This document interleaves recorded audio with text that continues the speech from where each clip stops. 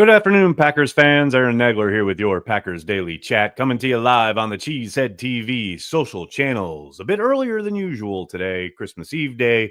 Hope you're all headed to or with your families, having a great time this holiday season. Wanted to go a little earlier today. I got Christmas Eve dinner here at the apartment later this afternoon/evening. So, thought I'd go early. Didn't want to miss you guys. Certainly want to talk about that 34-0 shellacking after a dominant performance by the Green Bay Packers with plenty of areas left to improve upon. As a coach, you dream about that. That's the good stuff. Complete domination in all three phases of the game, yet plenty of tape to look at and improve upon and watch your players develop from. Good stuff. Of course, the headline out of Matt LaFleur's press conference earlier this afternoon is that Christian Watson escaped serious injury. Obviously, last night we saw him go down with what looked like a knee injury, and then he tried to come back and was unable to finish the game. LaFleur indicated after the game that they would be doing some testing today, and apparently that testing shows a bruise of the knee, not a significant knee injury, which obviously is huge news. Very important piece of their offense that you want to get back out on the field, and there is a possibility that he could play on Sunday in Minnesota. Now, Matt, doesn't have to give a whole bunch of injury information until the injury report comes out later this week, so we'll see where Christian stands in that regard, but good to know that it's not long-term. There's nothing to fret about as far as his availability for the playoffs in particular. That's obviously huge news because you saw last night, there were a couple of plays early on when the game was still in the balance where Watson going deep cleared out tons of stuff underneath. Teams have to pay attention to him. And because of that, things like that big play to Tucker Kraft are able to materialize. That sets you up for scoring opportunities, etc. So even when Christian's not getting the ball, he's still an important piece of the offensive puzzle. And getting him back out there is going to be important if this team wants to do everything it set out to do at the start of training camp. Go try and make a run, win a championship. He's going to be a part of that. Hello to everybody in the comment section. Hope you're all doing well. Good to see everybody. Like I said, I went a little early today. We'll probably keep this on the shorter side. But I got to say hello to all you folks, you fine folks out there, Packers fans worldwide. Let's give a shout out to our good friends over at PrizePicks. PrizePicks is daily fantasy sports made easy. You just select two or more players, pick more or less on their projected stats, and place your entry. Quick withdrawals, easy gameplay, and an enormous selection of players and stat types are what make PrizePicks the #1 daily fantasy sports app. Go to prizepicks.com, use code CHTV, spend $5 and get $50 instantly. Use code CHTV, and I hear you. Where is it available, Aaron? It's available in 43 different states, most importantly, including Wisconsin. Got a couple games on Christmas tomorrow. I went all quarterbacks with my lineup this time around. I got Mahomes and Stroud going under their passing yard totals, and I got Russell Wilson and Lamar Jackson going over. Fight amongst yourselves. This is going to be money. Send me your lineups either through Twitter or Facebook message, however you want. Hell, I got people Instagramming me their lineups. There's a link in the description of this video. Just remember, use code CHTV. Do it, people. Have a good time. Tons of fun. All right, folks, let's get to your questions and comments and Festivus stuff. Ryan, thanks for the super chat, man. Because of Watson's injury history, I wouldn't extend his contract. I'd offer Dobbs this year and Reed next year. Why not all three? I understand there are going to be choices to be made. I'm not so entirely sure I agree with your police work here, though, Ryan. I've said it many, many times. Watson is a very special talent. There's little doubt the Packers are, got to be pleased with how he's been able to stay on the field for the majority of this season, given the frustrations, all the games missed, prior to this season. I understand it's frustrating when he goes down with injury, but man, he changes things on offense, even just his presence, the way teams have to play the Packers offense. So I think that's something that probably gets lost when people are looking at, yes, the injuries, but also, somewhat inconsistent production, depending on the game plan, the opponent, how they best attack it. But I think he's a pretty significant piece, and I would suspect they'd want to make him part of their core at least for the next number of years. We'll see what happens throughout the course of this season, the rest of this season, and into the playoffs.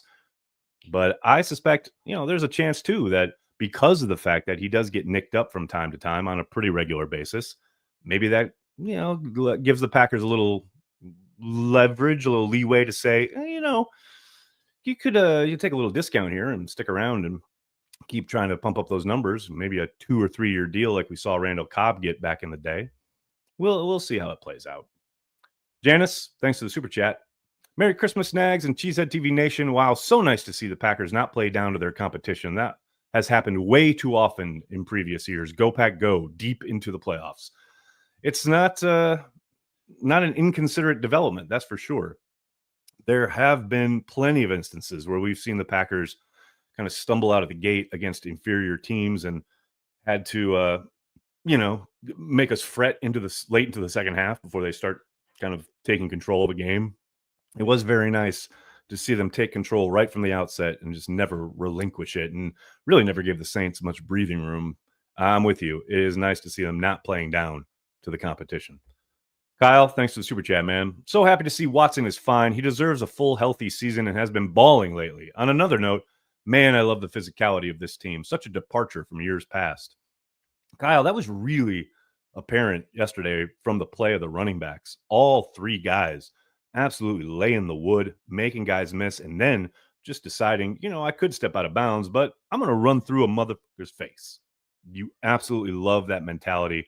All three guys, from Wilson to Brooks to Jacobs, serious physicality from all those guys. And yes, I think it permeates throughout the team.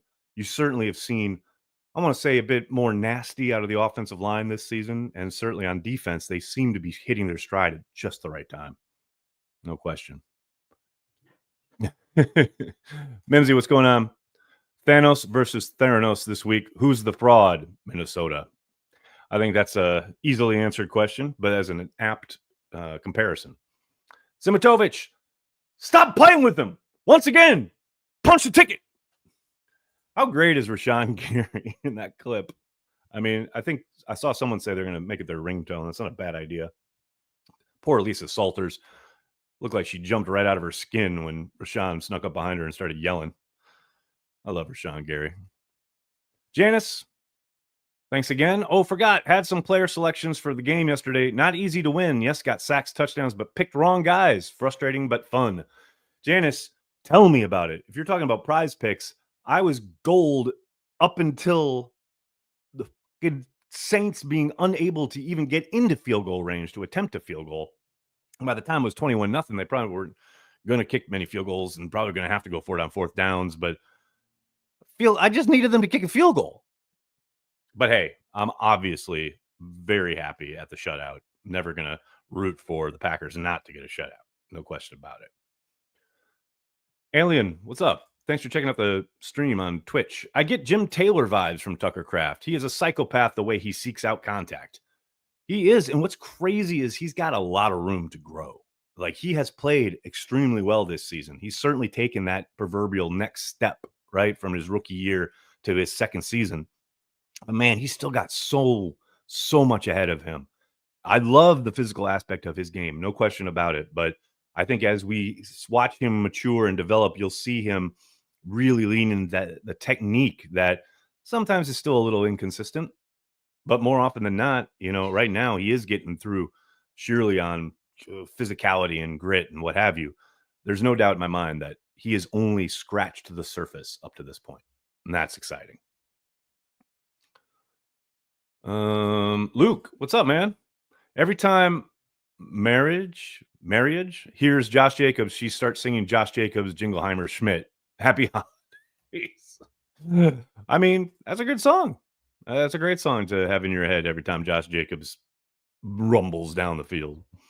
Mimsy, what's going on, man? That chimney of smoke in the Lambo cam must have been a sage burning, exercising the Barry defense curse. Merry Christmas and cheers. Either that or they've selected a new CEO. Oh, wait. Oh, they already did that. Jocelyn, how are you? Merry Christmas, Nags. Appreciate you and Cheesehead TV. Go Pack Go. Go Pack Go, and Merry Christmas, Jocelyn. Hope you're having a very lovely time wherever you are with whoever you're with. Stay safe and Merry Christmas. Absolutely. His name is my name too. Exactly. Oh, John. John's here with a very serious question. Should we be worried about Jordan Love? He didn't look that good yesterday.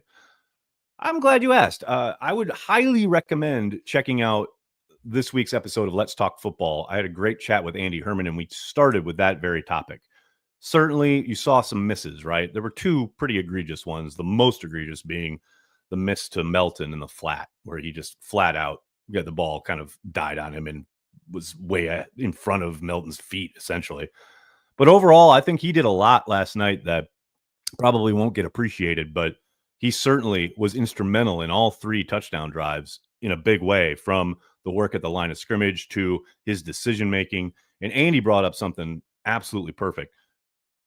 Remember back to the first half of the year when everyone's like, oh, you got to stop throwing interceptions, all these interceptions, yada, yada, yada. Well, now fast forward, since that interception in Chicago, he has done a phenomenal job, and he continued to last night until things kind of were locked away when it was 21-0. But right up until that point, there were so many places, so many calls that you saw Love looking deep, holding the ball, waiting for something to develop down deep. Didn't find it, didn't like it, checked it down, hit an outlet pass. That's what we've been begging for. You know, that's exactly what you want and how this offense operates at its highest level. They marched down the field 3 times, scored 3 touchdowns, the game was over. Jordan Love is a huge part of that. I get he's not hitting every single pass, and I get he's not putting up monster numbers. He hasn't had to. Now, might he have to next week in Minnesota? There's a chance, right?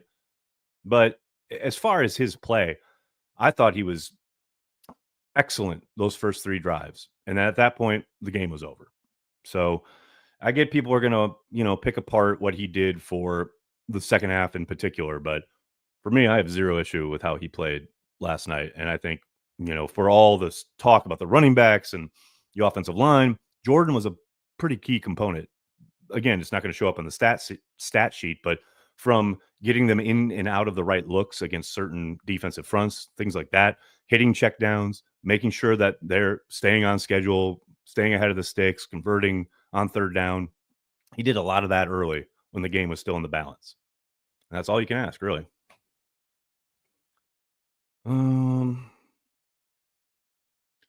Mitch, thanks for checking out the stream on Twitter, man.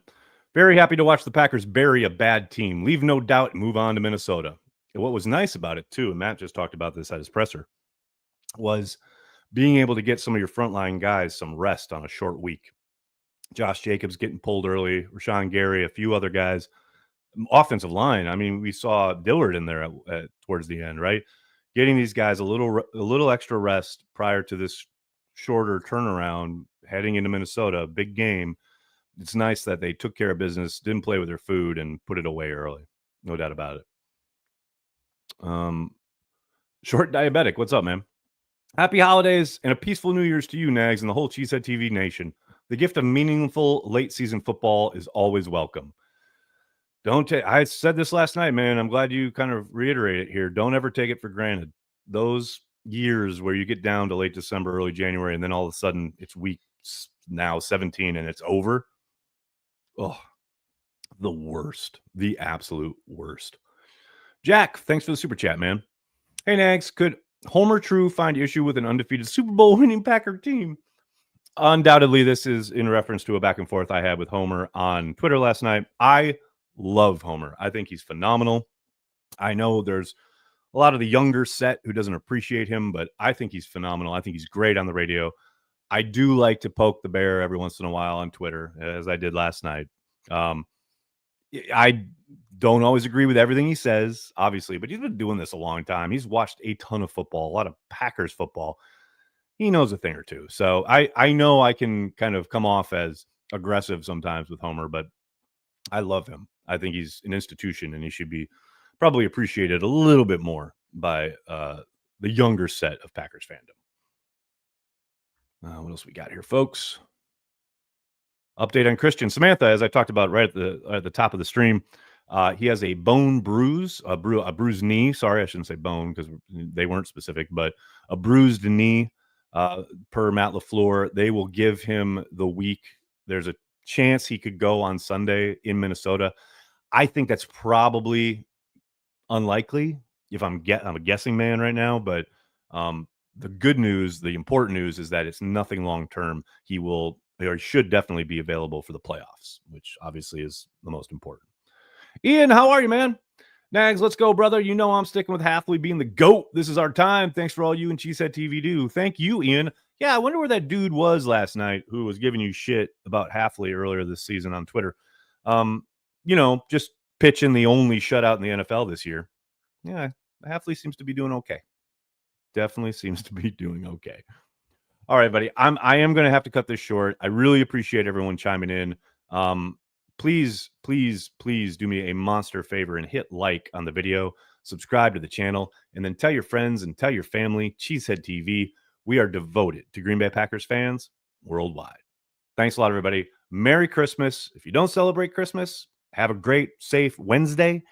Everyone else, have a very Merry Christmas. Whatever you're doing, whoever you're with, please be safe. I won't be doing anything content-wise tomorrow, but I will be back on Thursday. So thanks so much. Have a great night. Go Pack Go.